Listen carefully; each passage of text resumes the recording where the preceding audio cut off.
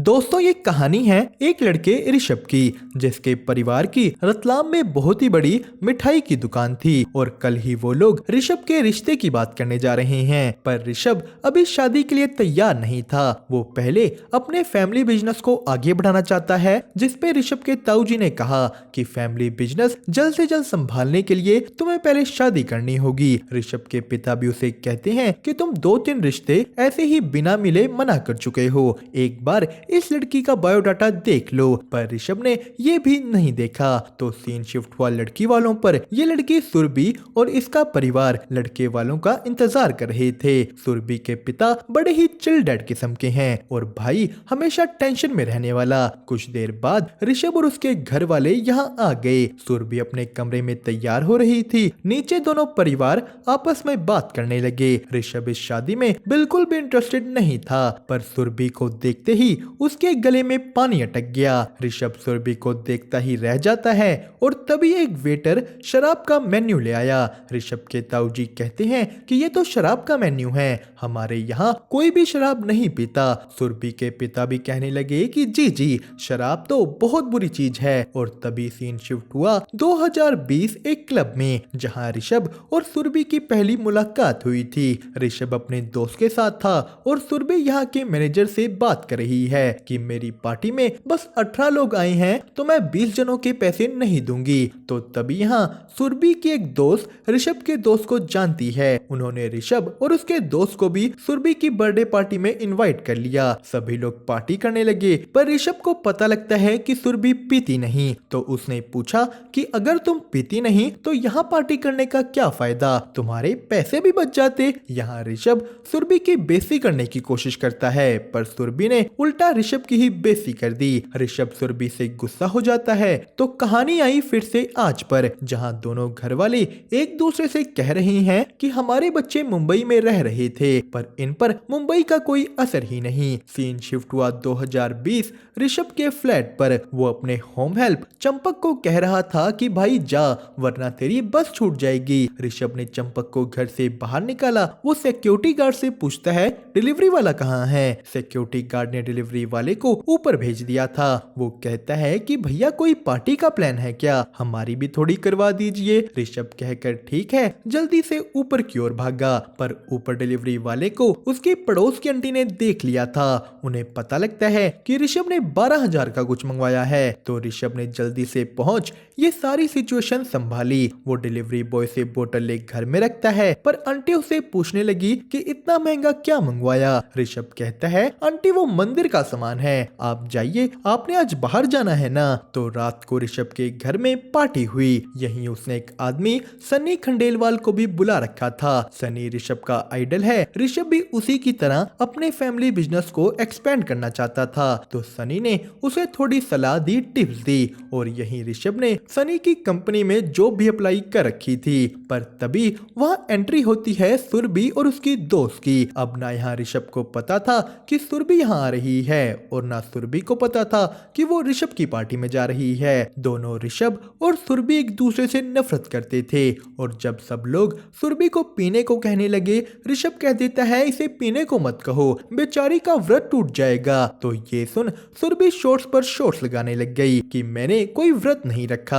वो भी ऋषभ को छेड़ती है कि ये गिटार भी क्या बस शो ऑफ के लिए ही है, जिस पर ऋषभ ने सबको गिटार बजाकर दिखाया। उसका गाना सुन सुरभि भी इम्प्रेस हुई, पर जैसे जैसे पार्टी आगे बढ़ती है सुरभि पर नशे का असर होने लगा। और तभी सबको पता लगता है कि सरकार ने लॉकडाउन की अनाउंसमेंट कर दी है। सब लोग पार्टी छोड़कर भागे, पर यहाँ सुरभि नहीं थी। उसकी दोस्त को लगा कि वो चली गई होगी, पर सुबह जब ऋषभ उठकर अपने बेड में गया सुरभि यहाँ थी। वो दोनों एक दूसरे को देख चिल्लाए। कहानी आती है आज पर, जहाँ उन दोनों के घर वालों ने उन्हें अकेले जा बात करने को कहा। ऋषभ कहता है कि मैंने बायोडाटा नहीं देखा था। तो सुरभि ने कहा मैंने देखा था, पर मिलने की रिक्वेस्ट तुम्हारे घर से आई थी तो मैं आ गई। जिस पे ऋषभ बोला कि मैं तुम्हें महीनों से ढूंढ रहा हूँ, हम मिलने भी वाले थे पर तुम आई ही नहीं।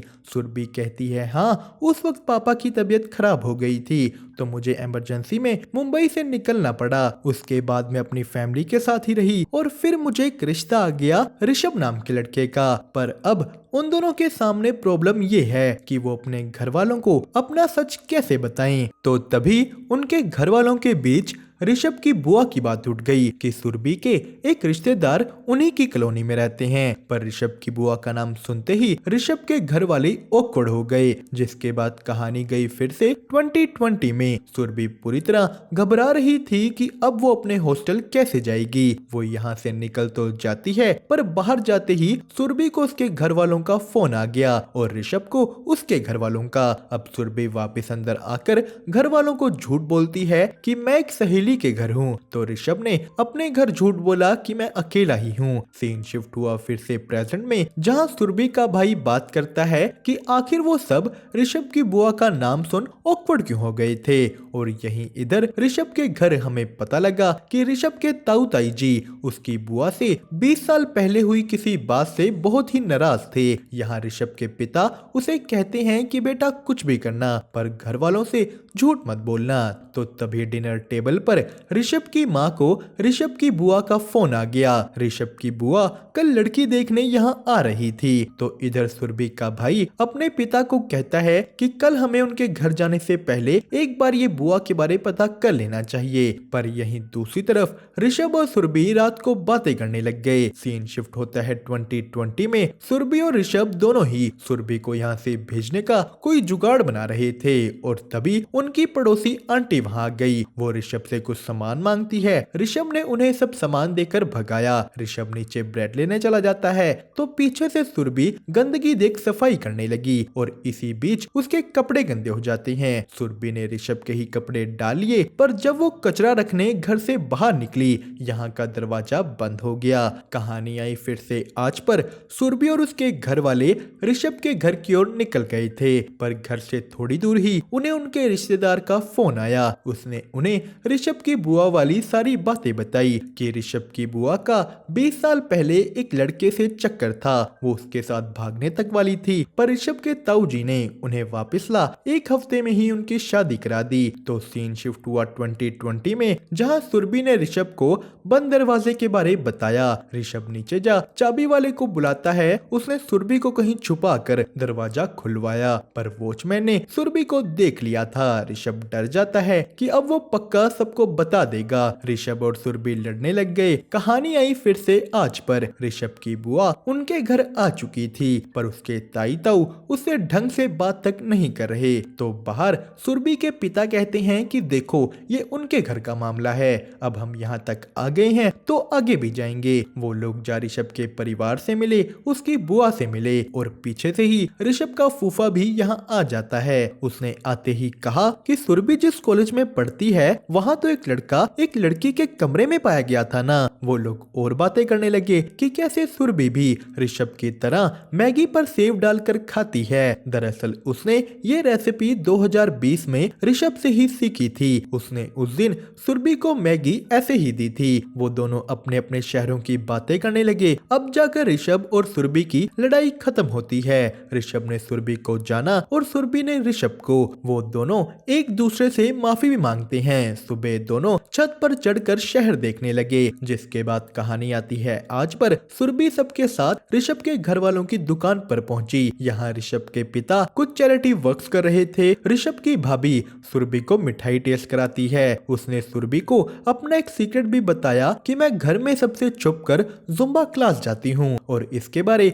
उसके पति के अलावा किसी को नहीं पता। तो ऋषभ के पिताजी सुरभि को कहते हैं कि बेटा हमें तो तुम पसंद हो और इसीलिए मेरी तरफ से ये लक्ष्मी माता का सिक्का कबूल करो। अगर तुम्हें ऋषभ पसंद आया तो इसे एक शगुन समझ लेना और अगर ना पसंद आया तो बस अपने पिता समान एक आदमी से आशीर्वाद समझ लेना। सुरभि उनकी इन बातों से इमोशनल हो गई। सीन शिफ्ट होता है 2020 में, जहां तभी ऋषभ को पता लगा कि जो चाबी वाला दरवाजा खोलने आया था उसे कोरोना है और अब ऋषभ को भी छींके आ रही थी। दोस्तों इसी के साथ हमारी इस कहानी का फर्स्ट पार्ट हुआ यहीं पर खत्म। आगे की कहानी आपको मिलेगी नेक्स्ट पार्ट्स में, तो उन्हें देखने के लिए हमारे साथ बने रहें और वीडियो को लाइक और चैनल को सब्सक्राइब करना मत भूलिएगा।